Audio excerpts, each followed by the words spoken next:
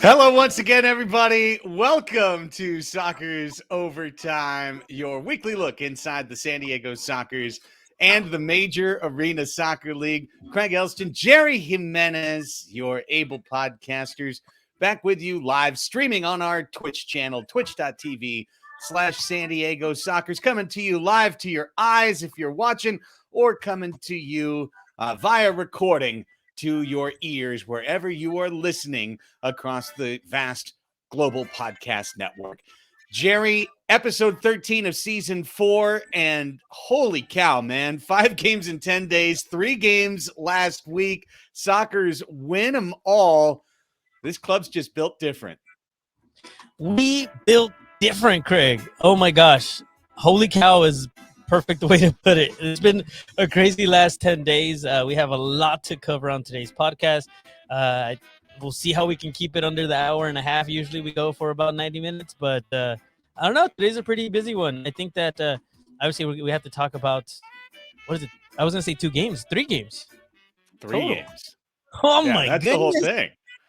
Oh, Normally we have like 1 game to talk about, and we spend the first half hour talking about that game. We've got 3 games, of which at least 1 probably had enough drama in it, the Wednesday game, to be worth an hour's worth of podcast. So we've got a lot to do. We got a lot to do. Buckle in, everybody. We say thanks and hello to everybody, especially who's joining us early here live on Twitch, joining us on the Twitch stream and inside the comments thread. We'll be mixing in your comments and questions to the show as we go. On tonight's show, the Sockers sweep the week and the players of the week.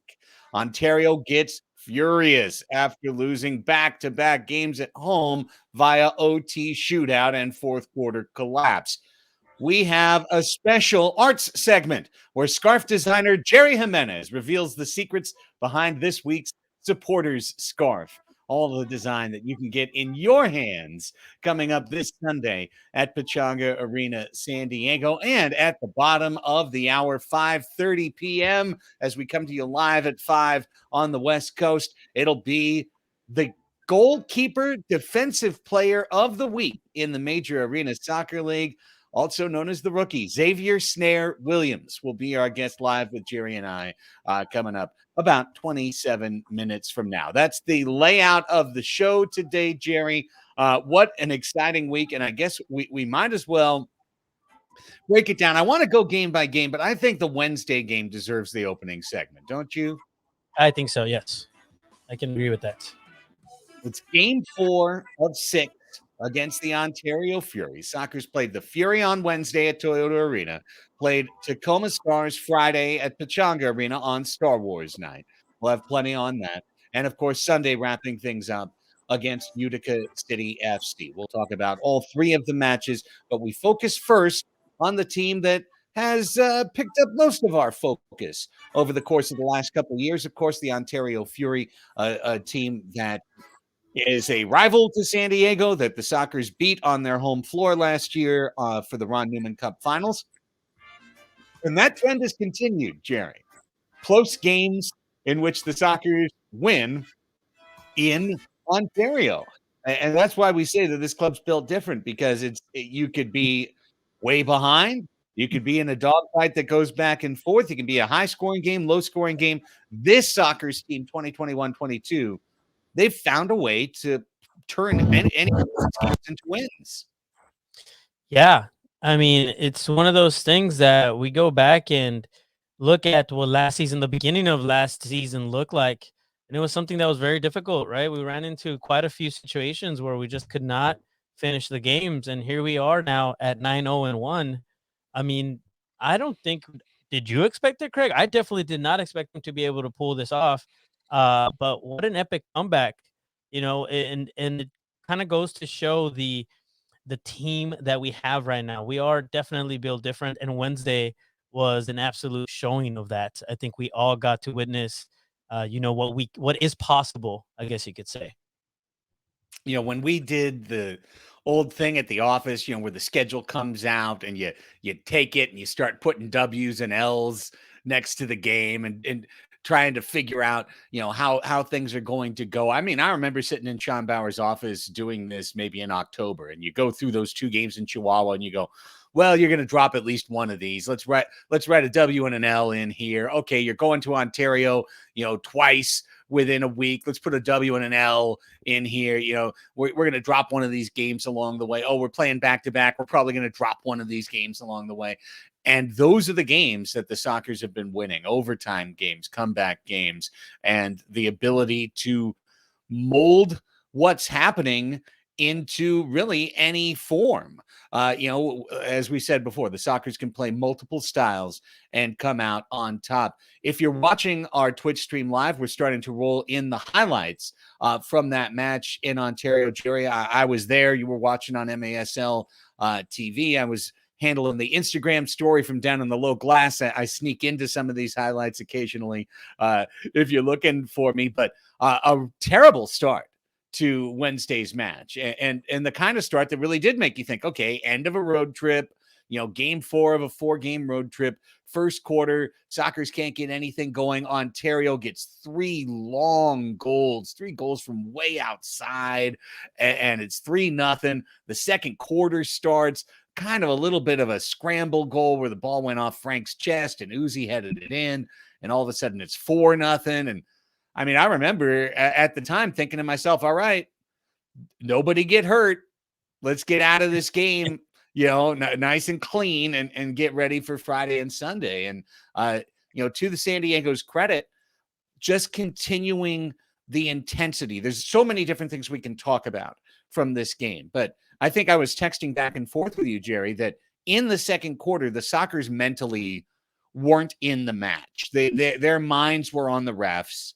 They were arguing almost every single call. They were, usually when a guy went down and there was no whistle, they would stop to, throw their arms out and look around like, can you believe it? And meanwhile, the Fury would be counterattacking down the floor. And I thought a very important moment in this match that you won't see on the highlights came at a mid-quarter timeout in the second, 5-1, when Cesar Cerda got right in the middle of the huddle, and I didn't have to hear what he had to say to know what he was saying, Jerry, in terms of get your mind right, get things straightened out, stop worrying about what the officials are whistling or not whistling, worry about getting the next goal. And the Sockers got that next goal to end the second, got the next goal to start the third, and all of a sudden it felt like a different match.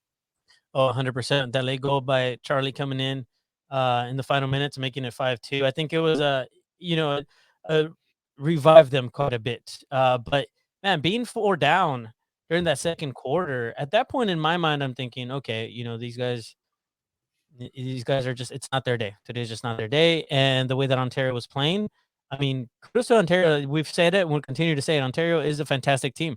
If you see what they look like on paper, it's fantastic. And when they put it together on the pitch, I mean, they are, on the field, they're fantastic as well. And we saw that in the first quarters from them. But little by little, we start picking it up, and it feels like the momentum starts changing a little bit. And I really felt like it was after that first goal, really, we started feeling that a bit, right? And here we're seeing that actually, that goal by Gutierrez. So yeah, I mean, at first it was just okay. Here we go. It's going to be one of those days for the Sockers, and I was okay with that. I think against Ontario, especially the way that they were looking that first quarter, I thought, gosh, if we can not get hurt, just like you said, that same thing went through my head. As long as we don't get hurt, and this isn't like a complete blowout, put a couple in the back of the net, I think we'll be okay. It'll be fine. I was kind of almost like giving up a little bit, to be completely honest, and that's not easy for me to say because you never want to give up on the Sockers, and you never want to give up on the Sockers. That's for sure. And the goal that's just playing right now, the Charlie Gonzalez goal late, double team greeting to Voy Morgan, Charlie getting on top of a loose ball.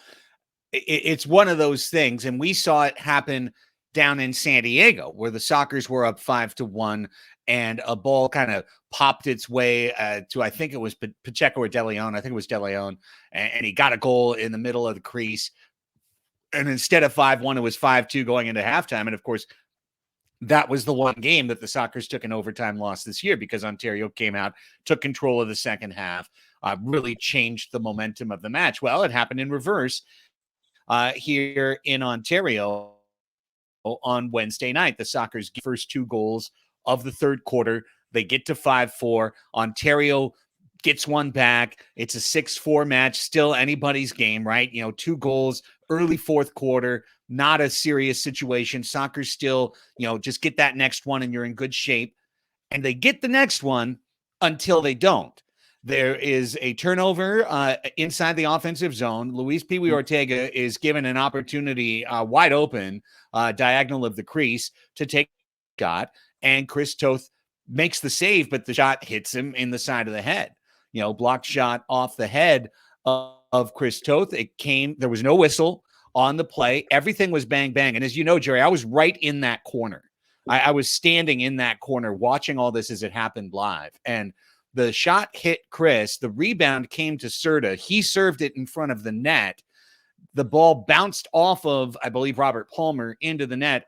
Goal was shown by the official at the side of the net. And it was kind of at that moment that everyone saw that Chris Toth was down and that when he had taken the hit, it was, he was down. Now, and Key Vibbert is saying it in our chat right now. The MASL rules are that if a player is hit in the head and is knocked down, that the game is supposed to be blown dead. The whistle is supposed to blow regardless of situation. Normally you'll see if someone goes down, they'll wait for an offensive opportunity to, or lapse, for the other team to get the ball, and then they'll blow the whistle. The whistle never blew here. And so I just want to make that part clear, because Serta was absolutely right in the heat of things with his head down and the ball gets to his feet to serve it back to the net. That's what he's supposed to do. You play through the whistle. That's the whole thing that you're taught as a little kid. So what Serta did was absolutely right. What the officials eventually came around to doing was also right, which was to figure out that they made a mistake. Now, taking the goal off the board is kind of an interesting call because you did call it. And so saying, okay, we made a mistake, we're going to erase that, and then giving the ball to Ontario, it was kind of an interesting decision. In between, of course, Jerry, Jimmy Nordberg lost his mind, came running out on the field and got yellow and red carded by official Kelly Mock and sent off. And then about 2 minutes later, what he was arguing in favor of, they came around to his way of thinking. Yeah. No, one of those things here as we're watching the replay too, Pee Wee hits Toth in the face. Once Serta immediately bounced back, hits it. There's no playing around Chris Toth, okay? He just hits it straight at the net, goes in from a bounce back from Palmer. This is a great shot here of it, actually, as we're watching it. And absolutely right. This is what players are taught. I see that in the comments as well. I also do believe that Nordberg had every right to be upset. I do believe that the whistle should have been blown immediately. Now, what Nordberg said in the heat of the moment is what got him that red card. The fact that they pulled the goal back, I feel like that was fair as well. But it's one of those things that it's going to be viewed differently from different angles, and you can argue back and forth. At the end of the day, we got the goal taken away from us, or basically, I don't know. It's hard to comment on without us like sounding too much like I'm on the soccer side of things, because to be honest, that Nordberg was right in being upset. The call should have been stopped immediately. I think if you really pay attention to that as well, I need to point out, you see Pee Wee immediately go to Toth, and you see other players go to Toth and check on him to make sure he's okay. So it wasn't like we were trying to hurt him or take advantage of the situation. This is what players are taught. It was an immediate reaction, like less than a second reaction of shoot the ball in. That's what happens. And then we go on and it gets something crazier happens. Like right after. Yeah. And we just saw that, I do think it's important to note, and I'm laying out a few planks of the facts, and we're using the replays to kind of establish the events of the evening here, Jerry, because later after our interview, when we get to our MASL news segment, we will get to what was the news of the MASL yesterday, which was Ontario's owner putting out a public press release really lambasting the league and its officials and its how they choose officials and the ball and a whole lot of things. And there were a number of allegations that were made in the press release. One of those was that the Sockers passed the ball around the prone figure of Chris Toth until they could score a goal.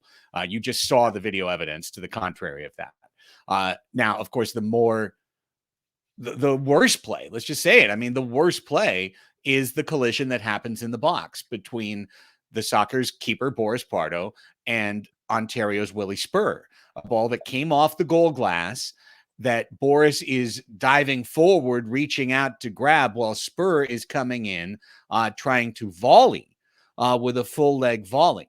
When I spoke to Craig Childs about that play later, a guy who knows a thing or two about scoring goals, when he watched that replay, the first thing he said to me is an offensive player knows not to take a full leg swing in a contested situation like that. If you're even trying to kick the ball, you're trying to toe poke it. You're trying to do something that doesn't involve a big leg swing. But Spur came in with a big leg swing that committed his weight to his left foot, while Boris Pardo dove forward to get the ball. And in diving forward, his leg extended to the side, which is just something that happens physically as you move, and Spur's leg collided with Boris's leg. And, it was horrible. Willie Spur's leg was broken in the collision. That's not anything anyone wanted to see. And it wasn't a matter of saying, quote unquote, Boris Pardo broke Willie Spur's leg, like he came out there with a sledgehammer, and a blindfold. None of that took place. It was an unfortunate athletic play where two players went for the same ball at the same time. And very unfortunately, Willie Spur got hurt. Obviously, the league, and we'll talk more about this when we get to Xavier, when we get to the Friday, Sunday games, decided on Thursday that they would suspend Boris Pardo for the Sockers' next two matches. But that to be discussed later. What you're seeing now is the excitement through overtime, because the Sockers, Jerry, the Sockers see a goal taken off the board. Then Jorge De Leon scores to make it 7-4. And San Diego goes to the sixth attacker and scores twice. They got one back, and then they scored twice on sixth attacker to get this game back to level strength. The Sockers have literally succeeded all four times they've put the sixth attacker on the floor this year. So, and that's what I was going to say. I think we know Ontario has suffered greatly this season in the sixth attacker situations. They just have not been able to keep the other team from scoring. Every time there's a sixth attacker out there, Ontario is going to get scored on. We managed to do it twice in this situation. If you notice some of the goals that came after both injuries, both to Toth and to Willie Spur, you can tell that their mind was somewhere else. The players defensively were not playing well in Ontario. There was a lot of issues, actually two goals. The one from Childs and the one with Churras came in, in very weird defensive situations. The defense was not there. I mean, they almost just saw the ball go into the net, and you can tell that it was an absolute shift change, and that was unfortunate for Ontario. We took advantage of the fact that the sixth attacker has been the Achilles heel to Ontario now this whole entire season, and I think will continue to be. Kudos to Clayson de Lima doing the best that he can. Obviously, he's a fantastic goalkeeper. He's definitely a starting goalkeeper in his own right. He has proven it last season. He was there in the finals, and the man can save balls. And it's just one of those things that in this game, I don't think they were mentally all there. And it goes into shootout, man. How do we get from 4-0 to tying it? And obviously they still scored some goals after. But my goodness, what a crazy, crazy game. And so I can understand on the side of the Fury, this must have been just the craziest game. And Yeah. Probably not the Heartbreaking. best feeling. Probably not the best feeling at the end of it, right? Absolutely. A heartbreaking game for Ontario. You're up 4-0 in the second quarter. You're up 5-1 in the second quarter. You're up 7-4 in the fourth quarter. You have to win the game.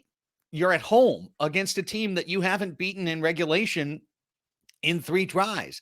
The team that you swear you're better against. The team that your broadcast crew was saying would finish below you and Chihuahua in the standings. You know, you've got to finish that game off. And Yeah. what happened was instead the Sockers are able to use that speed. Rojo gets another goal to make it 7-5. Then you get to that 6th attacker. Sockers score twice in the 6th attacker. At that point, the Fury, you know, that's where I definitely agree that the mental situation by that point, I don't think the Fury were 100% focused on the result at that point. And what we've seen in the 3 days that follows, I believe, is further evidence, you know, in that direction, that they weren't 100% focused. Now, listen, doesn't mean they didn't keep trying. The Sockers, yeah. And the Sockers and Fury have played 4 times, and Frank Taillou double shifts every single one of these games, and he has no goals in 4 games. Okay, he's credited with 1. We know what that was. It was a centering pass that Juan Rojo kicked into the goal. You know, he has no goals trying to score in 4 games. That effort continued for 70 minutes to get the game to overtime shootout. The one thing I would like to mention about overtime shootout, and we didn't even get to the last crazy thing in the game. The last crazy thing of the game, which was 23 seconds left in overtime. Sockers haven't seen a blue card pulled in their favor the entire match. Remember, it's Ontario that's complained after the fact about the officiating of the game. Sockers haven't seen a blue card, and then Tavoy Morgan is pulled down from behind as the last man in on the offensive zone. They have no choice but to call a shootout. Craig Childs awards the shootout to Brandon Escoto. Childs could have taken it. He was 1 point shy of 600. He gave it to Brandon. And then the 2 teams stood at midfield, Churris crouching over the ball, waiting for the whistle, staring over his shoulder, twisted at the hip. The players from the other team all lined up on the midfield stripe. And the official staring at the toes of the players on the midfield stripe and alleging that one of them had a toe over the line. And we waited for 2 minutes for the whistle to be blown. And I'm telling you it's 2 minutes because I had a video camera recording the shootout. And it went a minute, and I deleted the film, and I started again, and it went another minute. And then they finally blew the whistle. And I thought it was like the ultimate example of icing the kicker, like icing the attacker. And it was really, really, really weird to see this pedantic moment of like, no, your toe is on the R in the Fury logo at midfield. We're not going to blow the whistle. We're going to make the offensive player wait 2 minutes. It was really, really strange. So that was odd. And the second thing I thought was very odd, Jerry, was the shootout order. And obviously I'm not coaching the team, and neither was Jimmy Nordberg at that time. Corey Murray was, but they went Gonçalves first. And if you just remember through those highlights, Pardo stayed with him. He tried to draw Boris out and shoot wide. Boris kept the angle firm, and the shot went wide. Then they went Stinson, and Stinson went for the upper corner and hit the crossbar. But I guess Taillou was going third. Like, Taillou didn't go. I just didn't understand that. I'm like, why doesn't Taillou go first? Craig Childs went first. You know, like, you want to get that first goal in. I almost felt like that was saving the closer for the save situation that never comes. You know, it was odd. It was so odd. It was really interesting to see that choice. And I'm never going to pretend like I'm a coach. You know, I don't understand the mentality. I'm sure there was a good reason behind it. I don't know if there was an injury or if even Taillou said, no, have somebody else take it. I'll go third or I'll go fourth, or maybe I won't even go. I don't know what that was. None of us know. I mean, I'll ask, but I doubt we'll get an answer on that. It was just really, really odd. When I saw Goncalves out there, it's like, what? It was really, really confusing. But hey, to our favor, we end up winning the shootout 2-0, and going on to win that game. But what a crazy game, Craig. I mean, again, with those two injuries and with the blue card shootouts that happened, it was just very interesting. By the way, kudos to Craig. I think he knew he wanted to bring that 600 home. I really do. You might be right. I mean, you might absolutely be right. I don't know if that was in the back of his head or not. What he said in our post-match interview was that he's getting older. He knows it's time for him to start to pass the torch on the team. And is in doing so, he thought Brandon had the confidence to take that shot. Not everyone can take a penalty shot. It's not as easy as you might think. Yeah. And especially when you're standing there forever, standing over it, thinking and thinking and thinking about what you're going to do. It's not like you can just turn your brain off. And John San Diego 619 in our comments talked about that. I mean, it's exhausting to just be standing over that. You want to get it over with. The keeper wants you to get it over with. Everyone wants to get it over with. So it was extremely strange. And a good point by Keith Vibert too, that Fury shot out against Tacoma, and they put Pacheco in the shootout order, and we still didn't see Taiyu. So who knows? Not our team, not our team's podcast. We don't have to worry about their shootout order to begin with. It was odd. It was different.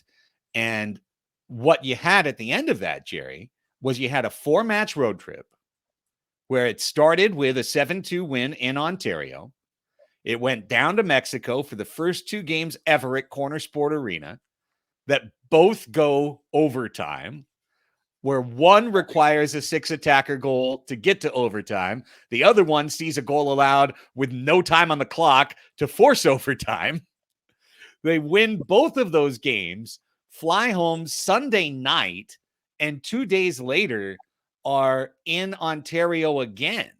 I mean, if there was ever a circumstance for the Fury to feel like this was their match, this was the one they had to win, it was Wednesday's match, and to be up 4-0 and 7-4 for the reinforcement. So to come out of that 8-7, indeed, 3 overtime games, too much excitement. It's 3 lost standings points. We know that. But to keep getting these wins, I think you really are seeing, Jerry, now why we are saying this team's built different. This team is different than some other teams. This team is different than other soccer teams we've seen that have been really, really good to great teams. There's something special going on here. It's that never say die mentality that we've been talking about. I think they have it. I think we have it this season, right? It's, hey, we may be down, but we're not out. We have to keep going. We have to keep pushing, whether it ends up, in our favor or not. I think that they've pushed and pushed, and you see what happens. 3 very exciting games. 2 of those, I was completely just losing my mind. And then this last one, I got to kind of relax and actually enjoy it a little bit, but still also kind of losing my mind. It was one of those situations that makes you wonder, why isn't there more people watching this action with so many exciting things happening with just, 3 in a row, Craig. Like, what more do you want? Are you I not know. Oh entertained? my I think that's God. one thing that our friends over at Fury, Jonathan, the doctor over there, says, are you not entertained? And those 2 guys, they totally see it. We're definitely built different. We're gonna get that trending on Sunday. We definitely are going to, Kalen. We built different. That's right. Hashtag we built different. I think it's right. I mean, how else can you explain what we have witnessed over the last week? So we spent in the first 25 minutes of the podcast a lot of time detailing Wednesday's game. It was such an epic that it required that level of detail and We the still level of have 2 more. fortitude. We still have 2 more to go. I know. But of course, the tail, there was a long tail from Wednesday's game, including the announcement on Thursday that Boris Pardo would be suspended for 2 games by the MASL. And I'm just going to kind of let you in a little bit behind the scenes here as we get ready to welcome in our special guest to this week's podcast. So for the last, I don't know, X can remind me, back to whenever Pollo Cortez was here. So what was that? January 2nd, I think, back to the beginning of the year. I've been in Xavier Snaer-Williams' ear saying, "Stay ready, young man. Stay ready. It's coming. Your first start is coming, and it's coming before you expect it." That's what I just always said. I said, "It's coming before you expect it. It's going to come someday that you don't think it's going to happen." So Thursday, I'm at the office, right? And I hear Boris is suspended. I hear the whole thing. I see people walking around with cell phones. I see all the talk. I heard Phil walking into the Calafino area going, "Hey, Xavier's going to get a start." And I'm like, all right, young man's going to get a start on Friday. So I text him. I'm on the way out to the car. I'm getting ready to drive home. And I text X and I said, "I told you it was coming sooner than you think. Be ready." And he writes back, "Oh, thanks. Who is this?" And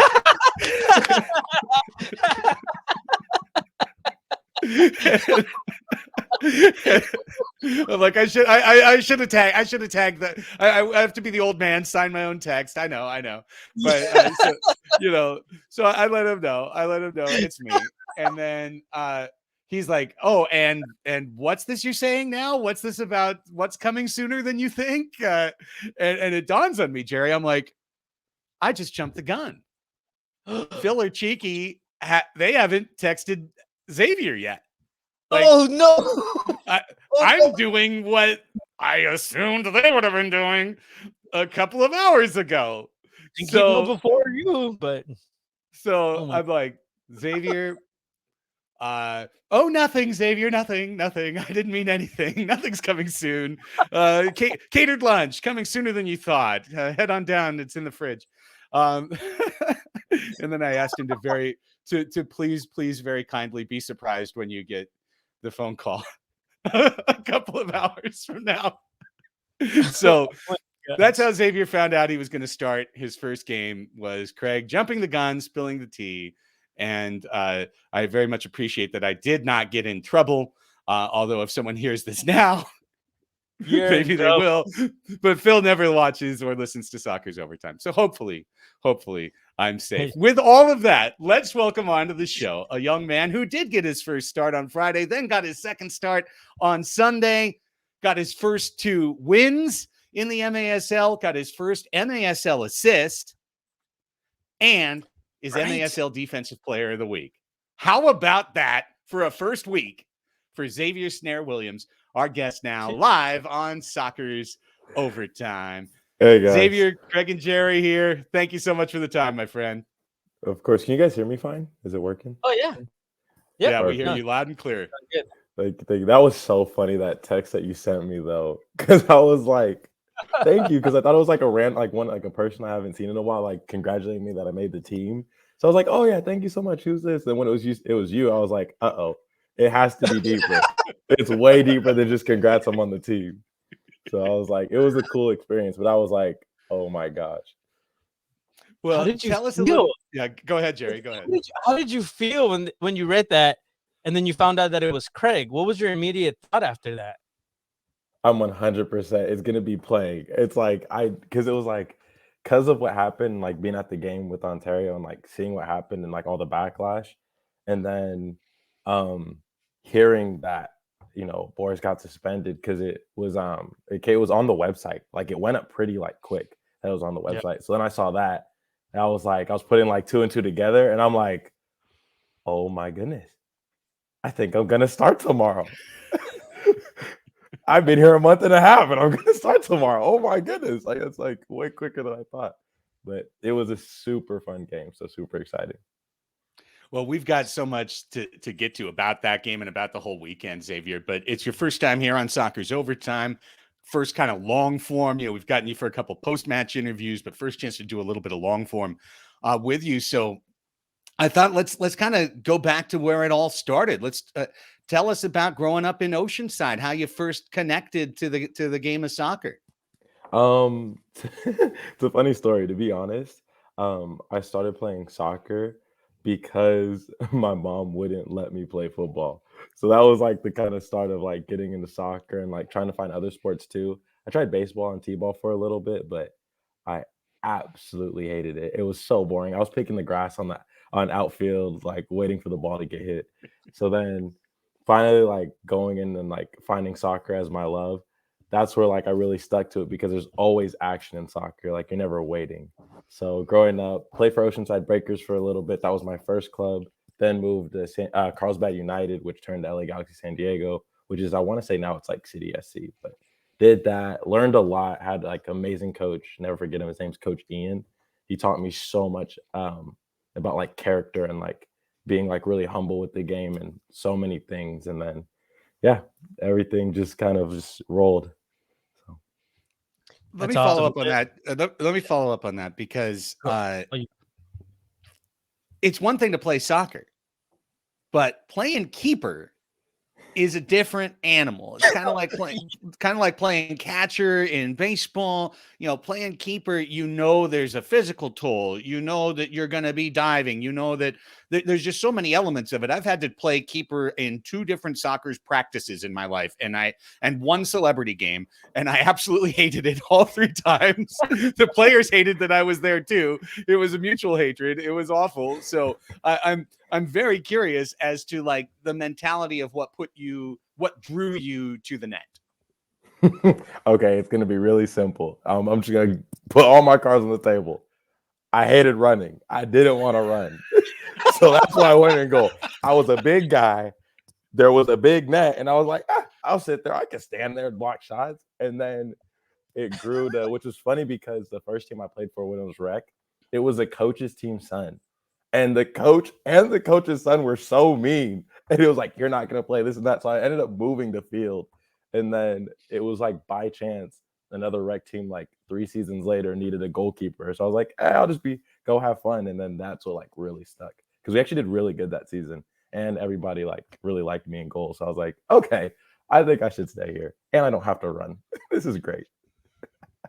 Nice. When did you realize, this is what I want to do? Obviously, you after your time in Oceanside and then playing with the San Diego Christian College and in other teams, you move on to the U.S. Men's National Beach Soccer Team. I mean, that's not like a small thing. And now you're in a U.S. Men's team.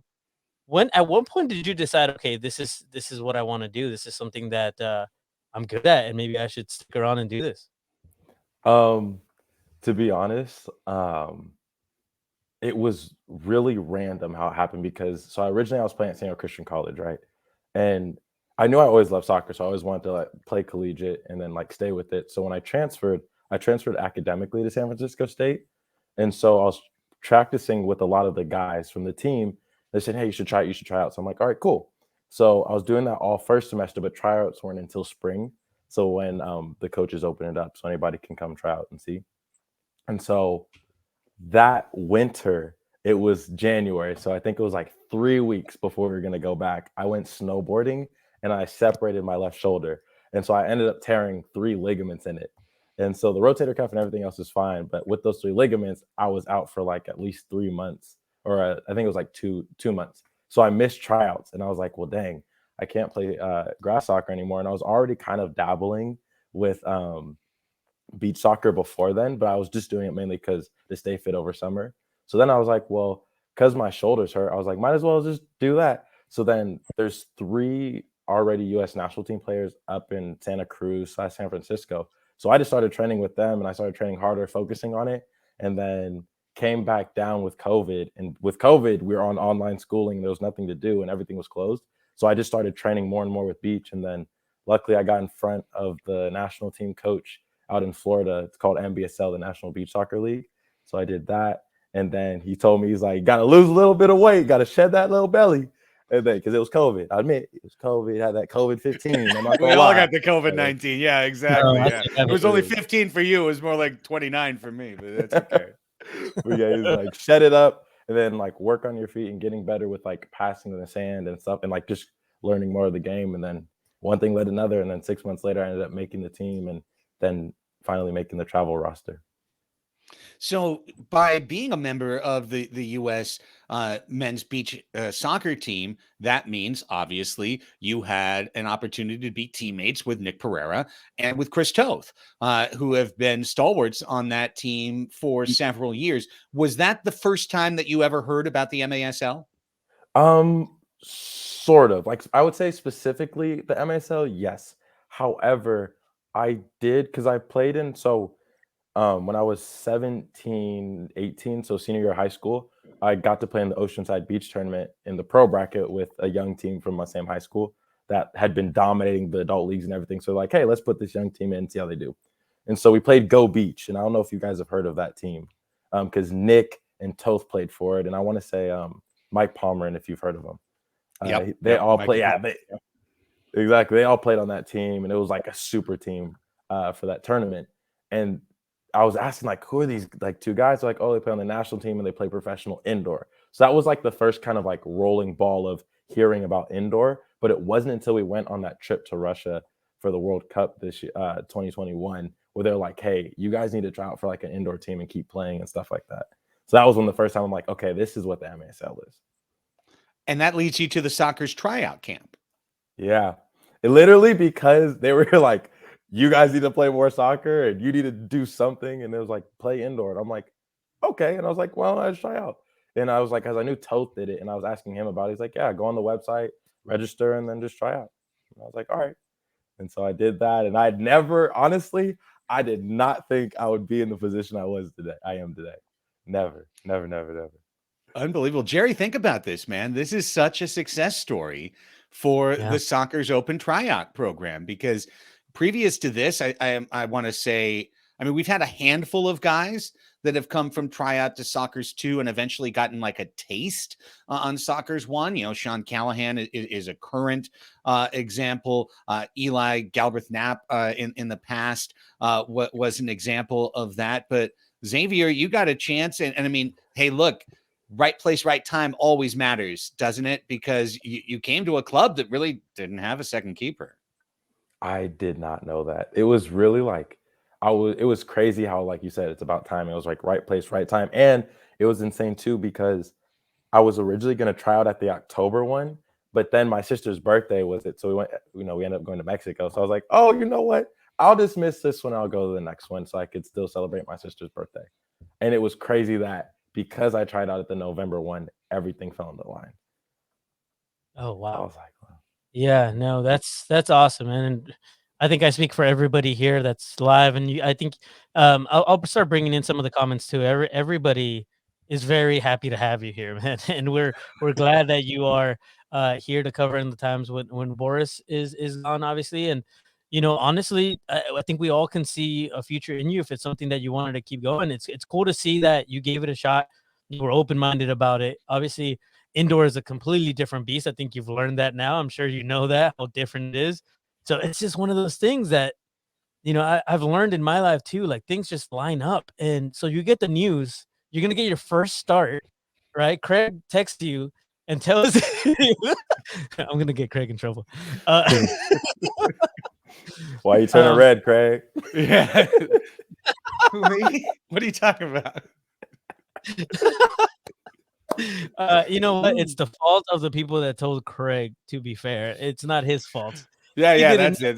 No, don't get that going, Jerry, because then they won't tell me anything anymore. No. It's everything's fine. Everything's fine. Everything worked out great. Did the kid win Player of the Week or not? Obviously, I did the right things. Everything I did had to have been right. Xavier won Player of the Week. Come on, let's get realistic about this. Hey, fingers crossed I get Save of the Week too. Oh yeah, that's right. Just hit everything. Okay, so let me just ask you. I know I'm jumping format, but it's either the Friday leaping diving save off Caceres, right, under 2 minutes, fourth quarter, or it's that scramble save from Sunday that leads to the assist. Which one is it? What do you think? What would your vote be? I would say playmaking wise would be Sunday, because it was like I went all the way across, like post to post to post, and then holding onto the ball, letting everyone clear out, and then quickly looking up and looking straight for Pee Wee with the chip. But in terms of like best save would probably be the Friday one, because I was going upper bin. At first, I didn't think it was that like good of a save, and then when you showed the replay, I was like, oh, okay, that was pretty good. That was pretty good. That was pretty good. I was like a little pat on myself on the back. That's awesome. So I mean, you go into the Tacoma match how how quickly did you have to get into that mentality of, all right, here we go. This is my first start. Was that something that you were thinking about, like, oh gosh, I better show up, or was it just I'm gonna do the best I can? Like, what was your mentality going into this Tacoma match? Well, honestly, like I'm really thankful I had like Craig and then JG or Jonathan Green to like send me texts, like be super supportive, like, hey, like it's your time to shine. Like, look, it's not a career ender. Like, just do your best and be you. Hey, Jonathan Green, mini me. Yep, that's my man. But you know, tell me like just do your thing. And like even you, Craig, were like, do your thing, be you. Like at the end of the day, like just be you and make a presence for yourself. Win, lose, or draw. And so it was like, okay. And so getting ready, it was like the thing I kept reminding myself, and like my big three things that like I like keep in my head is the first one is like God trusted me, so I have to trust in God. I myself trust in me, so I have to trust in myself. And then my team trusts in me, so I have to trust in my team. So like those are like the big three things I just keep repeating, keep repeating, keep repeating. And then also I was like, I have nothing to lose. Like I have this amazing opportunity to start as a literal rookie, like rookie, like capital ROOKIE rookie. And so I was like, you know what? I'm just gonna go and do my best. And then after the first save from Dantes, it was like, okay, it's on. Let's go. And then a cool thing too was I'm happy the Tacoma game came first, because since I play with Nick on beach, it's like I'm not letting you score, because when we have camp again, I want to have bragging rights. So it was like, that's what I was like. So it was just like that perfect, everything like lined up so perfect. And that's why I was like, that game was so fun. And I shout out Nick. I hope he sees this. Love you, Nick Carrera, but I got you. Well, he also We'll send missed it a to wide open Twitter. half net at the start of the third quarter. He But I was did. like, oh, I that's a was goal. like, Nope, he missed. What happened? I thought, oh, Nick gave his old teammate one. How nice of Nick. What a kind young Wow. man. If I I did remember see that. correctly, Craig, when you called X's first save, you said something along the lines of, okay, now he can calm down. He got his first save out of the way. Now, I think you did say something along the lines of that, right? Absolutely. I've seen it, so many times in hockey. A rookie goaltender. Of course, they call them goaltenders, not goalkeepers, in hockey. And you just need to get hit by that first puck. You just need to feel that contact off of your chest pad and know that you're good, and know that this is what you did in practice and as a kid and playing shinny and everything else. Oh my God, I just jumped into a Gulls podcast. I apologize. But it's the same idea, isn't it, X? It's having that ball hit your gloves, having that ball stay out of the net. You push it over the crossbar. Okay, this is what I've done. This is what I did at San Diego Christian. This is what I did at El Camino High. This is what I did on the beach. The ball came at me and I put up my hands and the thing went over. Okay, same old stuff, man. Different place, same stuff. Yeah, no, 100%. And like that's what I would say the majority of goalkeepers, like it's always the first save that like just gets you into that like rhythm. Um, and so yeah, like once it was like first save, I was like, okay, I, you know, I earned to be here. Like it's like, okay, I'm not like a little kid. Well, me, of course, I'm a kid in the league, but it's more of like that. Like I'm not a little kid who can't hold his own. Like I can, yes, I have a lot to learn, and I can't wait to learn and like get better at the game. But at the same time, too, it's like I know I can't get bullied to be like, no, like I shouldn't be here. It's like, no. I worked hard to be here, and that first save was like, we're gonna win. We're gonna get this dub. We're gonna do it. That's So. awesome. Unbelievable. Now, I don't want to take too much more of your time. You got training tomorrow morning, Xavier. We really And do tonight. appreciate you joining us all here on Soccer's Overtime live You on say Twitch. tonight? Yeah, Yeah, I have training me too. tonight too. D2 Oh, training. man. Yeah. Damn. All right. Well, even more so, we should probably let you go real soon. So just Wow, two you more. don't like talking to me, Craig? That's crazy. No, I See, love Gary talking. was all Normally about it. normally we cut you out after 15 minutes. You're already here for minute 20. But two more things before we do let you go. After all was said and done, 2 games in the books, 2 wins, all the handshakes, all the hugs, all the celebrations. I asked you right after the game, what you felt you learned, and you said, you felt you learned that if for some reason Boris is out, the club will be okay. Now that you've had kind of like 2 days to process it a little bit, what, if anything, surprised you from the weekend? What was something that caught you off guard, positively, negatively, in any way? Okay, I'll do one of each. Also, sorry that my door alarm went off. I have no idea. The first thing I would say that positive is that I've taken everything that Boris, Cheeky, Coach Phil. Goodness, I am so sorry. Let me move. I am so sorry. I gotta move. That's how you know I'm a rookie. I'm at home. All right, I'm in the garage. Sorry, everybody. So good. Let's see. Oh, yes, positive and then negative. So the first positive thing is I've taken everything that Boris, Coach Phil, Cheeky, Renee, Alex, honestly, even you, Craig, JG, Sean, Coach Victor, everybody in the program, my teammates, that you've so far told me. And even though, yes, with some things I haven't gotten it perfect yet, it's still like trying to incorporate all those things and being able to put it into a game that we practice. So like that was like the positive thing. And like a lot of the things I would say like 80%, 85% went right, like perfectly. And then like 10% went like decent. And then like 5% went negative. And that leads to the negative when I took an outside, like a field player touch with my inside of my foot. And then I like shanked it into the stands. So I was like, that was a negative takeaway when I was like, okay, roll the ball. And I didn't roll the ball that one time and it was bobbling. And I was like, uh-oh. And it went far. So that was like positive and negative. Oh, outstanding stuff. Last thing, Sweet Pea. Yep. I knew you were going to say it. I saw the comment and I'm like, I'm going to have to address this. Come on, Sweet Pea. Come on. That's a great name. Let's go. Maybe next year I'll put it on my jersey. Maybe next year. We'll see. That's so awesome. when was the origin? When did you first hear? When your mom first called you Sweet Pea? Was it when you were 5? Did you like peas? We want the details. We want the nitty gritty.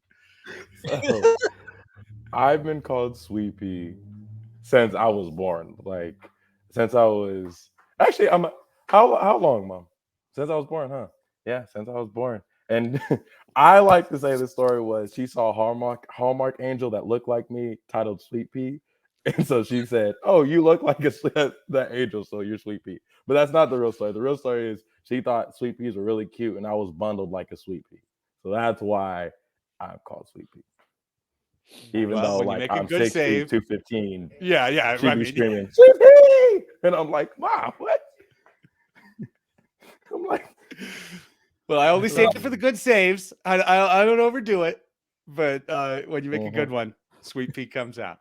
Xavier, what an incredible week, man. This is one of those weeks you're going to remember it your whole life. You know, you absolutely are going to remember your first 2 pro starts, winning, league player of the week in your first game, in your first 2 games, and how it all came together as a wild, crazy whirlwind and how it ended 72 hours later. Unbelievable. Congratulations. Keep both feet on the ground right now. Now I'm trying to channel my Boris Pardo, keep both feet on the ground, stay humble, keep your head out of the clouds, and now, it's really exciting. Now we can start to look to the schedule and look to those back-to-back matches and go, okay, Boris doesn't have to kill himself. He doesn't have to go out there and hit the back-to-back over and over again. We've got options. We've got the X-Man in the X-Win formation. And when that happens, it's all good. Xavier, thank you so much for your first appearance also on Soccer's Overtime, a week of firsts, and it just continues. Thank you for inviting me. Oh, my goodness. I was so happy to join you guys and be able to talk on here. And thank you, all the fans and everybody tuning in, for just all the amazing comments, all the support. It means a lot. And I promise I'll keep my feet on the ground. I might jump sometimes, but, most part, I'll keep my feet on the ground. Yeah, I mean, high shots, we still want you to jump. Yes. Okay, you sure? Because if it goes in, I can say Craig told me to stay. Put my feet on the ground. Still want you to leave the ground. Yeah, no. You sure? I don't mind. I can tell them. I can tell them. On the ground when we're talking, when you're playing, whatever you need to do. All right. Thank you so much, guys. Have a great night. Hey, Dex. We'll see you, man. Take care. Xavier Snaer-Williams. Was that fun or what? Oh, man, I love that guy. You know what? And we talked about this when we just met him. He's such a character. He is so cool. And Then we talked to Boris, and he said, as long as he keeps his head on the ground and his feet on the ground, and he'll be fine. He'll be good as long as he's listening. And it sounds like he is. And Yeah, it looks it really like he does. is. And I mean, hey, he's player of the team of the week. What's the actual name what are they calling it? Yeah, MSL Defensive Player of the Week. Yeah, he's the Defensive player of the week. week. I mean, let's go. That's amazing. Storybook. It really is. It's a storybook week. And it's so cool that we get to be the ones to tell that story, to have the access to this story. It's just so much fun. And it's a reminder, gang, of how great this sport of indoor soccer is, of how exciting it is to have new players come in, new personalities. And as we see from Paolo in the chat, he's absolutely right. The soccer's coaching staff now should be comfortable to understand. And Jerry, I was telling you, I was talking with Boris after Sunday's match, just kind of like literally going through the schedule, going, well, hey, look at this match when we play Baltimore, and then the next day we're in Utica. He's like, oh yeah, X, you can have that next day. I'll let my old bones rest. After a long night and an overnight drive, like, kid, you play the next game. I mean, that's how it's supposed to go, man. That's how it's supposed to go. That's how a strong backup keeper helps create a great team. You go, well, what's the purpose of the backup keeper? Like the backup quarterback, when a show pony on the sidelines. No, the backup keeper, when he is good, is that guy that keeps your number one keeper sharp. He's the one that allows your number one keeper to have good numbers. I mean, if you look at Boris's numbers right now and you took away that's the one back-to-back game that he played, right? That's the one game of the year where you'd look at Boris and go, it was like 50% save percentage, 10 goals allowed. I mean, obviously it was Chihuahua. It was a wacko, mini field, but still, like, that's how you do it. That's how you preserve someone physically, statistically, mentally, all the way through, is by having that strong number two. And now they've got a strong number two. One of my takeaways from Sunday, before the match on Sunday, you and I got a chance to talk to Boris for a little bit. And, I hadn't been able to really have a conversation with Boris or hear him talk when he's not in game mode. And there was no worry in him. He was relaxed. I think after that game on Friday, with X showing up the way that he did, there was a sense of comfort coming from Boris. And that's huge. Yeah. Again, you talk about it, like, that conversation made me feel like, hey, we have something here. And that was one of a few of the comments that Boris has said, that X just needs to make sure he keeps, his feet on the ground, make sure that he doesn't let it get to his head, and have another good performance today. And then, he'll be good. And he has managed to do that. And from the conversation today, you can tell he's going to do that too. What a great chat with this guy. Stoked to be able to have him on. I hope you guys enjoyed that too. Sir, talking about the two games, we still need to cover. Oh my God. All right, let's do this. Let's do this in somewhat quick fashion, because I mean, 9-3 wins, 8-3 wins, right? These are the games we love to talk about. These are the games that aren't filled with insane drama and wild comebacks and controversy and everything else. Instead, what we had joy. We had Friday night Star Wars night. And that meant incredible kits. That meant the best crowd of the year. It meant a wonderful night for the club at the merchandise stand, and a wonderful night on the field. And it's something I thought it was really a theme of the weekend, Jerry, as we talked about, the difficulty of playing 5 games in 10 days. The difficulties show up at the end of the match.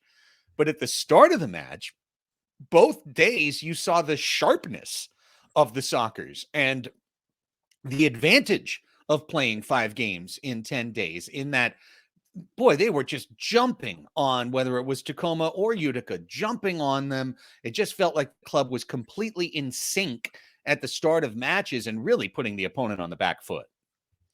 100%. Yeah, I mean, it was such a special night. Obviously, a lot going on, not just Star Wars night, but I have to give a huge shout out to Chavos that showed up that day as well. We had so much going on, not just in the field, but also, man, the game on the turf kind of took care of itself. It was just such a fun game to watch. And what a fun game for Chavos to show up to. And what a fun game to have, the 501st there as well with us on Star Wars night. Man, such cool costumes, loud in the arena, music and the bomba murga going, the drums, everybody's singing songs about San Diego, and us taking the win. And by the way, I mean, if you were one of the lucky ones to get to bid on one of those jerseys, man, those are one of a kind. I cannot explain how beautiful these things are in person. Can't wait for you guys to get them in your hands. Craig has it. If you actually saw it on our merch booth as well, my goodness, those things are awesome. But going into it, it was a little bit of a celebration for us. I feel with travels there, with Star Wars night happening, we wanted to also, hopefully, we were keeping our fingers crossed. We were going to witness greatness from Craig Childs as well. So just going into it, it was just an overall awesome night, right, Craig? Absolutely. I mean, it became a carnival, and Yes. I'm so glad you brought up Chavos because, I mean, I want to let everyone in the listening audience know how hard Jerry has been working behind the scenes, day after day, week after week, trying to get a restart to the supporters culture of the San Diego Sockers. And, we've had a transition in Section 19. I think everyone knows that. And at the beginning of the year, I mean, look, the beginning of the year has been COVID impacted for absolutely everybody. And it's affected a lot of people's plans. I know a lot of folks that you and I are good friends with that intended to be supporting and cheering and screaming and flag waving, and they just haven't been able to come out because of the COVID situation and because of wanting to be safe. And we certainly accept that. What we needed was for one group to come out in force and to really set the tone, right? And to set the tone and say, this is what it can be. This is what supporting an indoor club can be.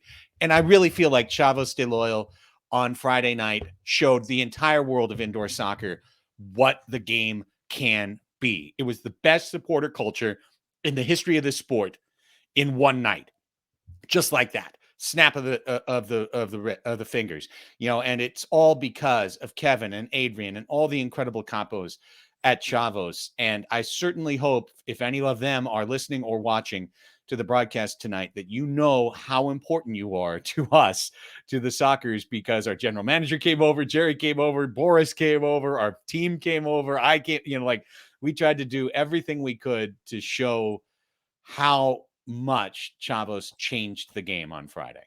Yeah, they were able to, kind of hold back on the songs, still playing drums, still supporting the team whenever X was on their side on Section 19, and then they brought it and really made it loud and difficult. When Tacoma was on the other side, and it showed. Waltman was not having a good time with those guys behind their ear. He wasn't able to hear anything. And the only thing I would say that I want to change, because those of you that got to see it from home, I would love if you guys could hear it better. And maybe that's something that, hey, if we can encourage you to actually come out to a game, that's the best way to listen to it and witness it, because it is something else. It was so cool. It was so great to see. If you're watching right now, I paused it in this moment on purpose, Craig, because I want to be able to talk about this real quick. But yeah, Yes. Kudos to everybody that was there on this night, specifically Chavos. Thank you so much for showing up. We hope to be able to host you again. And I know that, it's one of those things. It's a beginning of hopefully a good relationship with you guys and with other supporters, and building it up and what it could be. I think a lot of people that haven't experienced it got to see what it could be. And now it's a matter of moving forward and pushing that. 100%. So if you're watching here on Twitch, you see that we were going through the highlights from Friday, but we paused it for this moment. Sockers are given a shootout in the first quarter. Danny Waltman, a handball out of the box, and Craig Childs steps up, one soul roll, one look, head up, one kick, blasting it past Waltman. Can't even react to the pace of the shot as Craig Childs scores his 600th career point combined between PASL and MASL. It was a night that ended with Craig having a sore back and having to sit out the final 20 minutes or so of the match. But just what a perfect moment to have the spotlight on Captain Fantastic, to have the whole field to himself, and to finish off 600 that way. that celebration too. He went, sat on the sideline there with the fans. You know, he knew it was coming, and I honestly, I want to ask him. I'm gonna ask him. Did you not want to get the 600 at Fury? Was this like purposeful because you know 2 games were coming at home and you wanted to get it at home? Because I think he did. I honestly feel like that's how much he cares about San Diego. That's how much it means to him to be a part of this city. He has been so for many, many years, and he will continue to be a part of this city for many, many years. And it's just that to me shows you what kind of a captain, what kind of a San Diegan Craig Childs is. What a legend, man. What a legend. Congratulations, Craig Childs, on 600 points, man. Now, obviously, you know, the story of the game became Xavier Snaer-Williams. I think the Sockers did a great job both matches, Jerry, and I want to give head coach Phil Salvaggio, a former keeper himself, a lot of credit for this. You know, he designed a defensive game plan for both matches that was designed to shift the ball to the outside. It was designed to keep the ball away from the middle of the floor and away from those shots from dead center that are the hardest for a goalkeeper. You know, wanted to be able to always give Xavier an angle on the play. And I think the team executed that extremely, extremely well both games. So really, while Friday Xavier makes 16 saves, on Sunday, you know, 7 saves. He doesn't have to get pressured. He's not under the level of pressure that he was in the first game. The other thing I thought about Friday, you know, I mean, Tacoma didn't have a great effort that night. I think, especially when you saw what they did Sunday in Ontario, it showed you that maybe when they fell behind 4-0, they did what we thought about Wednesday in Ontario. You know, they went into, let's all stay healthy, let's all stay safe, let's keep our legs, you know, and we'll see you on Sunday when we try to win. But we're seeing Tavoy Morgan's goal from Friday right now on the highlight run.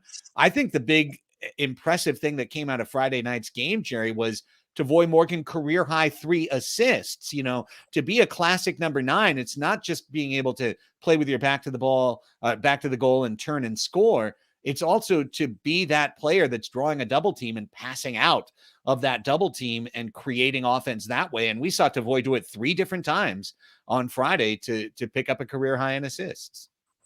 Yeah, that's huge for Tavoy. You know, if he's going to be covered and can't score goals, he can still have assists, and he showed it. And man, what a big player Tavoy Morgan has become for the Sockers. I think that he's a game changer. You know, he continues to do it. And also, I mean, I'm gonna go ahead and put this out there. If there was an award for best celebration in the league, I think Tavoy would take all the awards. He should have like the top 3, right? It should be, you know, he's nominated for every spot on the ballot, basically. Easily. Best celebrations in MASL by far. So and there's a lot of win it.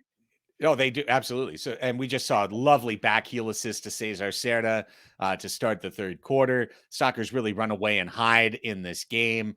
You know, 9-3, the final score. And the third goal comes with Tacoma playing with 6 attackers down by 7, you know, in the final minute and a half. It's one of those desperate situations where, sure, fine, get a goal like that. That's fine. But I see a lot of folks in the comments talking about it, Jerry, and it really does deserve repeating. The way this Sockers team is committed defensively, 1 through 5, you know, a player like a Christian Gutierrez being able to be a defensive force at forward, to see the way that our defenders, you know, Cardenas and Pino and Pee-wee and Cerda are doing the job game in and game out. But it's not just the defenders, right? It's the midfielders, it's the track back, it's the forwards getting back. Everybody is committed on this team to doing the right thing. And that's why San Diego is, if not the best defensive team in the league, they certainly are probably the team that clubs don't want to face the most. Oh, 100%. Our defense, hey, we continue to say it. Defense wins games, defense wins championships. And so far this season, I mean, our defense has showed up every single time. And we take advantages of our chances, you know, when they come. On the defense side, we're creating chances off of defensive plays. And that's just a beautiful thing to see. I absolutely agree with K Vibert here in our comments. He said, all 5 players pressing on defense. It's great to watch. It's so much fun to watch. And it makes it so much more exciting as well. If you're watching along with us here, this Tacoma game was just such finally, it was like a game that we could sit back and, kind of enjoy. I mean, at the end of the day, you can't really call any game, and say this one's going to be an easy one because you never know what's going to happen. But Right. this game felt a little bit more fun, a little bit more fun to watch. Yeah, it was definitely the Goal. least stressful game Ugh. of the year. Incredible goal by Felipe Gonzalez. Felipe. Another setup by Tavoy Morgan. Felipe comes up with a handful of golazos every year. That's the one golazo I called on Friday. Was Felipe. But it starts again, double team, Tavoy, get it back, open man. That's how the game works. It's simple. There's simple aspects to indoor offense. And when you have a good target forward, it opens so many things up. So the Sockers win 9-3, smiles for Xavier, smiles for the club. And then a Sunday game coming up against Utica City FC, where, I was legitimately at least a little bit concerned going into the match, Jerry, because it was the 5th game in 10 days. While for Utica, they hadn't played since the prior Sunday. They were going to be 100% rested. And we knew Utica had lost 5 in a row, but they are a team that intends to win. They're not a team that's expecting to be outside the playoff bracket. So they had signed Everton Moreira. They had signed Pablo da Silva. They had signed Stefan St. Louis. They'd really changed the makeup of their roster. And the question would be, could they come up, with the type of effort they've been looking for the last month to turn their season around? And, the answer was no. I remember saying to you, Jerry, before the game, I go, this match is going to go one of two ways. Either the Sockers are going to score early, they're going to get ahead 3 or 4 goals, and then everything's going to slow down, everything's going to clamp down, and the rest of the game will be kind of like, slowly letting the air out of the balloon to wrap up a win. Or it'll go the other direction. Utica will get ahead 2-0, and then we'll be in for a dogfight the entire game because Utica's a really good defensive team. And it went the first direction, right? It went the first direction. The Sockers got out to that good lead, and give Utica credit. They spent the whole game fighting back, but when you're down 5-0, you're going to have a hard time coming back against the Sockers. Yeah. No, 100%. And, I was thinking the same exact thing as you, where you can go one of two ways. And luckily it did go that first way that you just mentioned. Also love seeing these kits. Nina mentioned that. Love these kits. And, again, San Diego coming in after just having played a game on Friday, and they look strong. They looked like they were on some rest still, and which was very interesting to see. Also, real quick, want to shout out all the fans. I did see quite a few fans from Utica visiting and coming in. This was a very special game for those of us that watched the game and consider a first visit ever a big deal. And I think this was, and got to again talk to some of the players before the game and see them kind of just enjoying taking it in, being at the Grand Old Arena. So that was a really cool thing. But you see again San Diego just taking advantages where needed. Taking those spots. You see here actually again Gutierrez has become one of the best at taking advantage of little mistakes. Their goalkeeper has a ball, bounces off of him. Gutierrez is just in the right place and ends up just lobbing it over him. That was just again a great goal. And by the way, Utica City, what's his last name? The goalkeeper is fantastic. Coughlin. He's Coughlin. Yes, thank you. He's one of the best goalkeepers in the league. And he's just not getting any help, Craig. This whole season, he's not getting much help. Nah, it's true. It's been a really rough season for Utica. We just see a beautiful goal by Cesar Cerda, hitting upper V on that one from Leo. Leo has 3 assists in this game. Sockers see 5-0, eventually go to 5-3. They get a power play goal from Tavoy. 2 empty netters to wrap up the match to get to 8-3. But the one guy we haven't talked about that I want to spend a little bit of time talking about is Juan Manuel Rojo, because Rojo, a defender, wins Offensive Player of the Week this week. In 3 games, he has 6 goals and 3 assists, so averages 3 points a game for the 3 matches.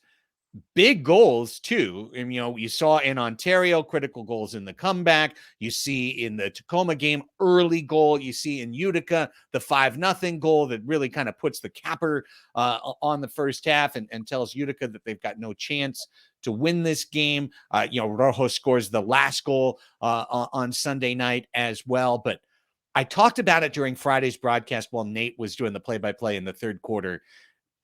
I really believe if you look at this team and you compare it to last year's team or 2 years ago, you go, well, what's different? Why is this team so much more versatile? Why is this team so much more dangerous? I point at Christian Gutierrez and I point at Juan Manuel Rojo, because these 2 players have the speed that San Diego didn't used to have with a veteran club.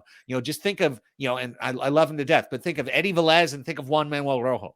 Like Eddie Velez, who's 40, Rojo, who's 27, is taking his spot, and he's got 27-year-old legs, and he has the ability to burst and to beat somebody when they're 50-50, when they're hip to hip. He has the ability to burst ahead and to get that half step or that step advantage. And of course, Christian Gutierrez has the speed to be able to get on the end of these long counterattack balls. How many times have we seen San Diego send a ball rolling down the floor for Christian to run on, and that he is able to get onto the end of that ball? So I think the speed and the 2-way talent of Rojo and Gutierrez, their ability to be strong defenders, both guys have more than 10 blocked shots on the year, and also both guys have more than 10 points on the year.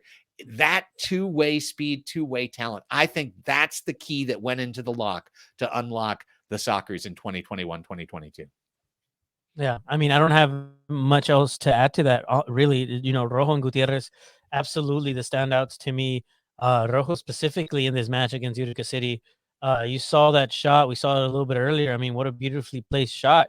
And again, on the defensive side, he just does what he needs to do. It's just he is there when you need him, and it's a force that you can count on in the back and in the front. I guess it's one of those things. Like he's everywhere, and so is Gutierrez. And these guys are having the time of their lives too. They are really enjoying it, and you can tell I don't want to put it on them, but they really do seem like they feel like they can do much more and they want more, which is good news for soccer fans everywhere.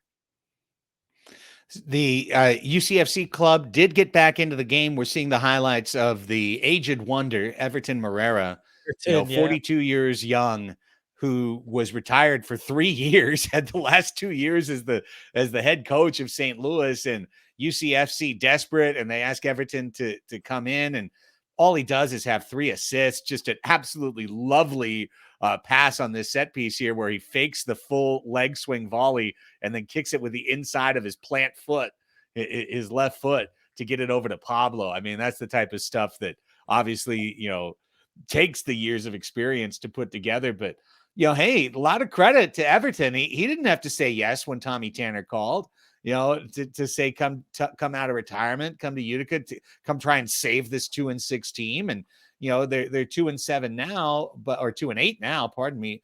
Hopefully they win tonight in Ontario, but I love it, man. I mean, if you can, as I said on the broadcast, if you can still play.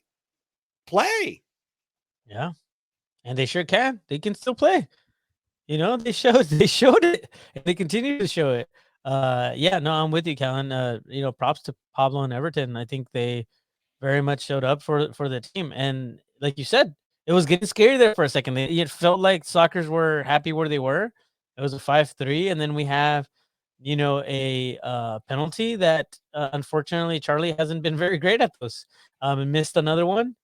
But then we go on this celebration from Tavoy Morgan.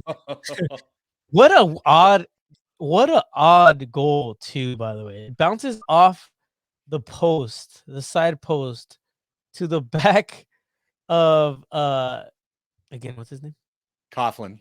Coughlin. I'm gonna learn this name. I promise. Coughlin. Coughlin's head and goes in. Like, how often do you get to see that? I saw one off of I think the back of Toth's head before, but that was some fun.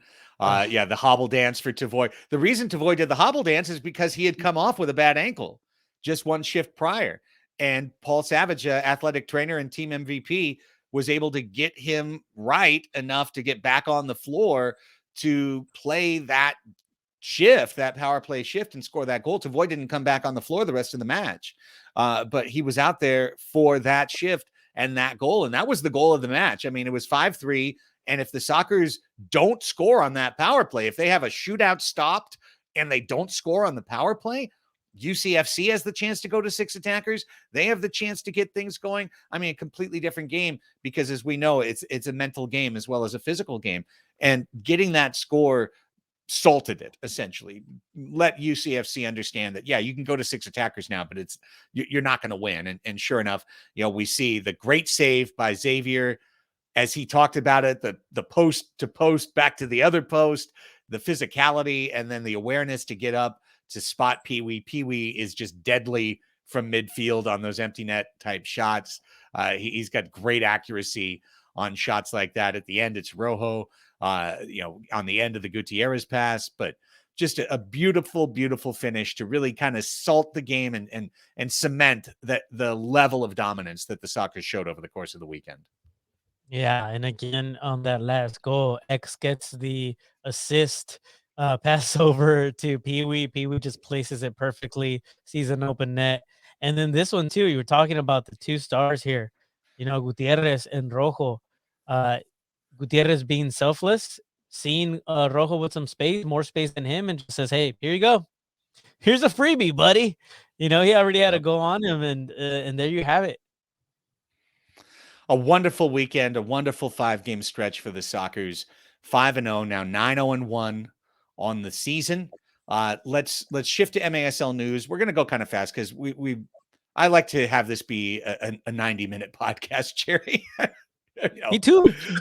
I love what we're doing, but I don't necessarily want us to go 2 hours tonight. So just very quickly, let's start off with a look at the standings. In the MASL West, there is a game that will be played tonight, coming up tonight at, what is it, 7 o'clock? It is at 7 o'clock. Fury hosting UCFC.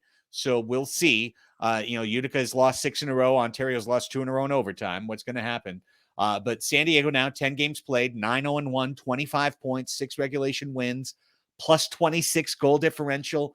And I think what's so exciting to me is just 49 goals allowed in 10 games. Just, outstanding. Florida's done a little bit better. They've allowed 44 in 11 games for 4 goals a game. Kansas City's at 4.5 goals a game. Sockers are at 4.9 goals allowed a game. But neither Florida nor Kansas City, Jerry, have had to go down to Chihuahua and play on the baby field. And play on the field where all the goals are scored. So, take that, and I will still say the Sockers have the best defense in the MASL so far this season. Ontario now, 10 games, 5 wins, 3 losses, 2 overtime losses, only 4 regulation wins, 16 points for Ontario. So the Sockers are 9 points clear of the Fury. That's 3 full regulation wins clear of the Fury right now, with 14 games left to play. Tacoma now at 8 points through 8 games at 3-5. And Chihuahua finally gets a win, Jerry. Thank goodness to our friends Carlos and Jimmy south of the border, calling 4 thrilling matches, 2 against the Sockers, 2 against Milwaukee, and they finally get to call a win, 12-10 Chihuahua over Milwaukee on Sunday night. What an exciting match that was. Yeah, no, real quick, felicidades to both Jimmy and Carlos over there. I'm going to call them, it's Jaime and Carlos. I'm going to call them Jimmy and Charlie. No, they did a fantastic job. Felicidades to a los dos, because honestly, those 2 guys, if you go back and listen to them, even if you don't understand, like, you can feel the emotions going on. And no, they absolutely killed it. And they finally get their first 3 points, against the Wave, against a very strong opponent too. And so, yeah, Again, I think I've said it, and I'm going to continue to say it. I love, and I'm going to continue to love watching games when Chihuahua plays at home. I Me know that too. the field is small. I know that there's been conversations about that, but golly, those games are fun. In the East, Florida, Florida's been basically at home the whole year. They started with 2 road games, then they lost their first home game, and now they're on a 9-game homestand, and they've won 8 in a row. So Florida is 10-1. Florida has used up 9 of their 12 home games with 13 games left to play. So just keep that in mind. Florida right now looks like the best team in the league. They've got a ridiculous plus 54 goal differential through 11. I mean, plus 54. Come on. They're averaging a 9-4 win. Yeah, they're basically averaging a 9-4 win right now in their games. But get them out of RP Funding Center, it could be a slightly different story in the second half. I'm not saying that they're a paper tiger. They're one of the best teams in the league, but 9 out of 11 games at home. Just keep that in mind. Baltimore is 16 points back in second place at 5-4, 14 points, plus 5 goal differential. And then the bottom 2 spots in the East are out of playoff position right now. Utica 2-8, Harrisburg 2-6, both with 6 points. In the Central, all 4 teams are in playoff position right now. Kansas City is in the second overall playoff position at 9-1, 27 points. And again, give Kansas City a little more credit. They're 5-1 on the road. They're 4-0 at home. So that's a little bit different than playing 9 of your 11. You know, the Sockers are 5-0 away, 4-0-1 at home. So they've played a balanced schedule. Kansas City is 12 points clear of second place St. Louis, which is 5-7. Also 5-7, 15 points, Dallas. And then Milwaukee now 10 points in 10 games at 3-6-1, picking up that critical win on Saturday against Chihuahua. So looking at now the playoff bracket, Jerry, you've got Florida as the top division leader right now, Kansas City in the 2 seed, San Diego in the 3 seed.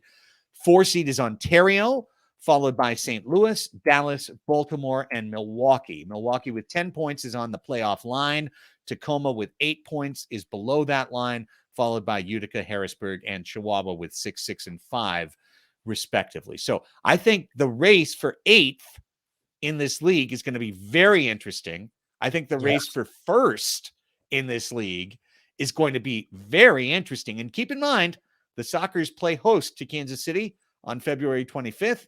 They play host to Florida on March 31st. The only meeting of the year between those 2 clubs will be in San Diego. So the Sockers do have their fate in their own hand. Not that we're counting on them going 23-0-1, but they do have their fate in their own hand because they're 2 points behind Kansas City. They're 5 points behind Florida with a game in hand, but they do have one head-to-head opportunity against each of them. Yeah, it's going to be really interesting to see. I'm trying to pull up here so you guys can all see those of you that are on Twitch with us can see the standings of the league right now. Again, with us in 3rd, it shows you what a big difference, right? Right after 3rd place, I mean, things start dropping off when it comes to the points. But there's so many things to consider, so many changes that are going to happen. Again, with Florida now going and playing away, what's going to happen? It's going to be very interesting to see how this changes. I mean, take a snapshot of this right now, keep it for your memories, and then we'll talk honestly in what 4 to 5 games. We'll talk again and see where we're at, because I can promise you it's going to be very, very, very different. I agree. Some quick Sockers news. People have been talking about it. I saw it in the chat. Gerardo is out for the year. It's bad news. He suffered what we thought was a sprained ankle in the Saturday match in Chihuahua. Took a hard hit, went down with a sprained ankle. Further treatment led to an X-ray over the weekend, which revealed a spiral fracture in the bone. So it's expected to be an 8 to 12 week injury. Gerardo is going to keep trying. They're going to keep checking him. It's not impossible that he could return at the end of the year, but it's the most likely scenario is that the Sockers now have no Pollo for the year and they have no Gerardo for the year. And that's obviously that's a huge bummer. We thought the midfield was the deepest in the league. Lovegrove left for Dallas. Pollo never got his visa right. Jurado is out. So we've taken some hits there. Having said that, Sean Callahan scored his first MASL goal. Really looked good on Sunday. I talked to Sean after the match, Jerry, about how you could just see his confidence just burst after he got that little tap-in goal to get the game started. And so having a kid like Callahan, having a kid like Andy Reyes, that's the depth that San Diego needs to keep going. 100%. And I saw that too at the end of the game. He was very happy, but I mean, you saw a shift in his play once that goal went in from Sean. I mean, he had a few other really good looks, and he had a few other really good opportunities as well. And Andy Reyes, I think, is starting to get really comfortable as well.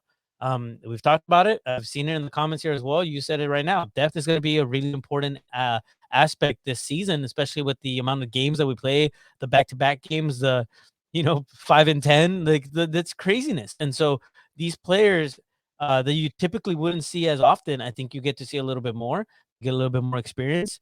By the end of the season, hey, it's a totally different team.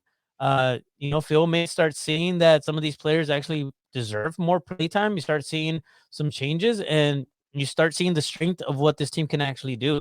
I'm excited to see that, man, and especially with Sean Callahan. I mean, he looked fantastic. Andy Reyes as well. This past Sunday looked great. I mean, there was a lot of things that I really, really liked. Coming out of this game. Absolutely. Other podcasts would probably spend almost the whole game or the whole show on, and I'm not trying to, God, I hate it when I just said that. It made it sound like other podcasts suck, but our podcast is great. And therefore we're going to do the really good thing. And that sounds so heavy-handed and condescending. So I apologize for that train of thought. I apologize for that train of thought.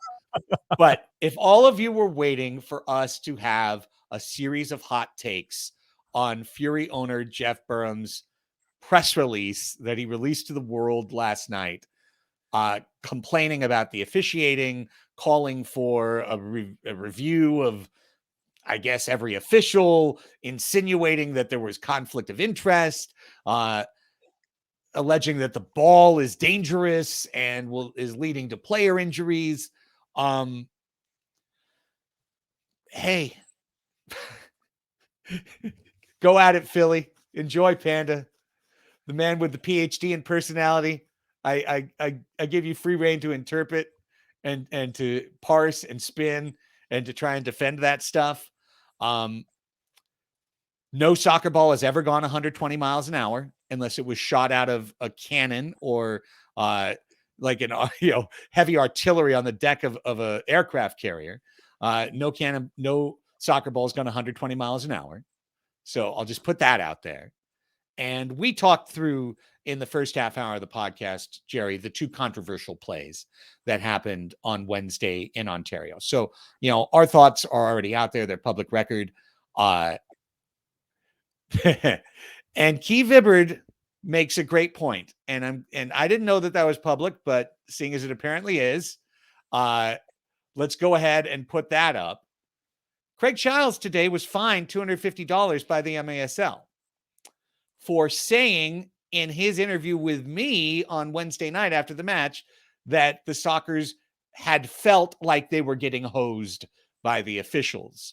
And he actually was saying it in context of they were feeling that way, but they were too focused on it. And when they stopped focusing on it, they played better.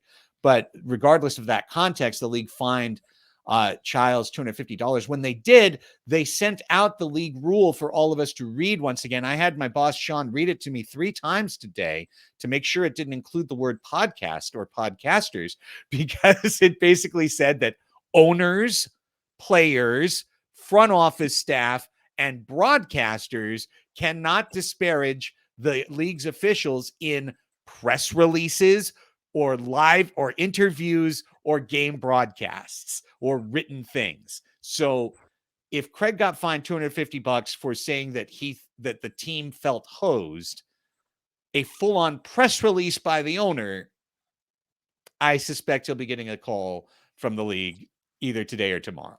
I would suspect. Will they make that public? Nobody knows. I think it would be great for the league to make it public. If Jeff Burnham wants to become the Mark Cuban of the league, great. Controversy's fun. Controversy helps podcasts get going. Controversy helps us all keep the content mill spinning and shooting out hot content. But look, it is what it is. You can win, you can move on, or you can write a press release. For me, and I'm going to take a little bit of a different approach on this one. I think that, the owner of the Fury has every right to do what he did. He felt a certain way. Maybe we don't know what happened behind the scenes. Maybe he did go to the front office or to the league, I should say, and felt like he wasn't being listened to and felt like he had to make it public. At that point, I feel like he was in his own right to state his worry of the player safety, and I think that is something that we can all agree on, is that it should be very, very important and probably of the utmost importance. Probably the first main thing that we need to worry about as a whole is the safety of the players. With that being said, I think that the way that this press release came off was a little bit finger pointing in a way that didn't feel right. However, I do think that for the refs, the officials could have done a much better job, and I think that everybody kind of saw this and feels that way. I don't think I'm super wrong in saying that. It was one of those things that you don't know what's going through somebody's mind. Things happen so quickly. You have to go back and watch it. I'm sure that at the end of the day, no one wants somebody else to get hurt.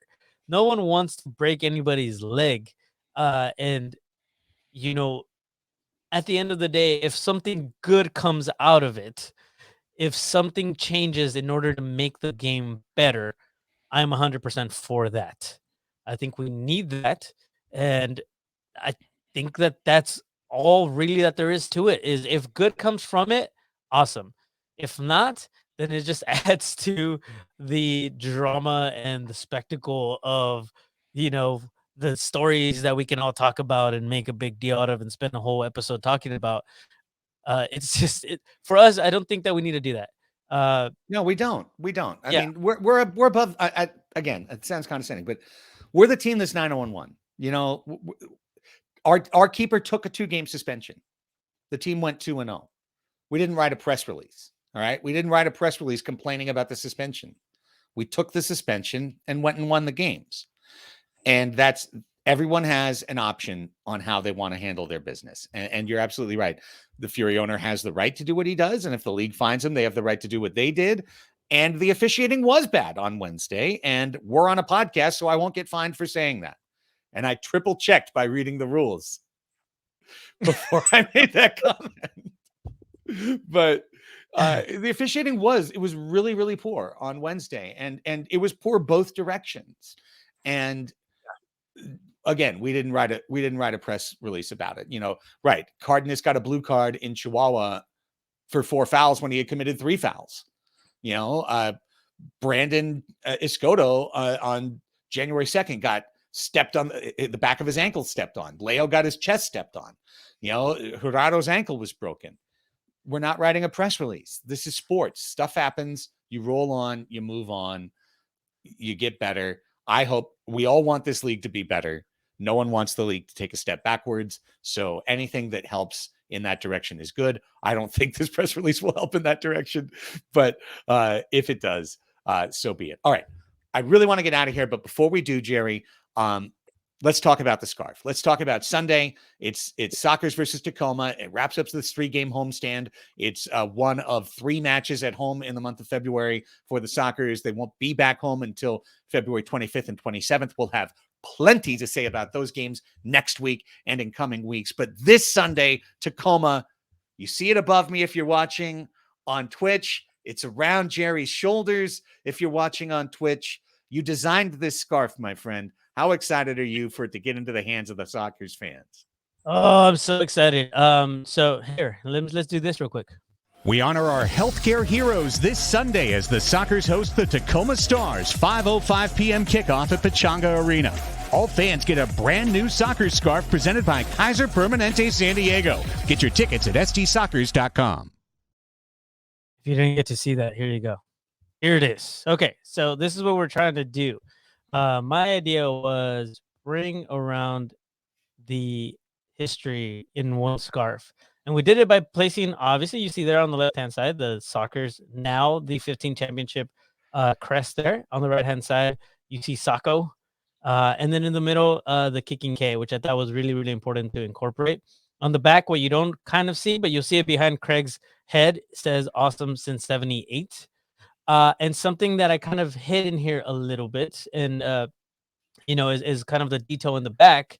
You'll notice that it's kind of like a chain link fence. It's kind of a representation of of a fence there, being the comunidad transfronteriza. I think it's what our good friend Nate Aborrea says. But yeah, I think this thing is, and this is not going to do it much justice, but I want to say thank you to Kaiser Permanente for sponsoring this giveaway. It is by far my favorite giveaway. Obviously, I'm a little biased, but it is awesome. And so it has, you see Sacco there. Here, let me see if I can make this. Yes. Just real quick. Okay. So see Sacco there. We have crest there, and it's interchangeable, right? This one goes with the blue kit, and then if you want, you flip it around, and this side goes with your gold kit. So it's something that you accessorize and make it work. And then now we have, the awesome since 78. Best scarf we've ever had. It's awesome. I love it. I absolutely Best love scarf we've ever had. So, hey, come on out this Sunday. Get your tickets, stsockers.com/tickets, 866-799-GOAL. Let's fill up the supporters section again. Let's get the Chavos out. Let's get the locals out. Let's get everybody out. But make sure you get yourself out this Sunday to pick up this scarf. You can only get the scarf at the arena. This is a giveaway item. Are we eventually going to put them in the merch stand? Are we eventually going to put them somewhere else? You're going to have to wait and see, man. We want you to come out Sunday and get this for yourself.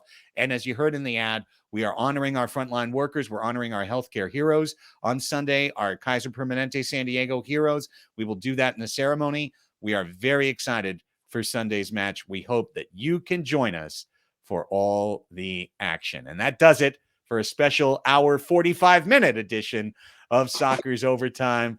I'll blame it on our incredible guest, Xavier Snaer-Williams. So awesome. We went about a half hour with his interview because it was just so good.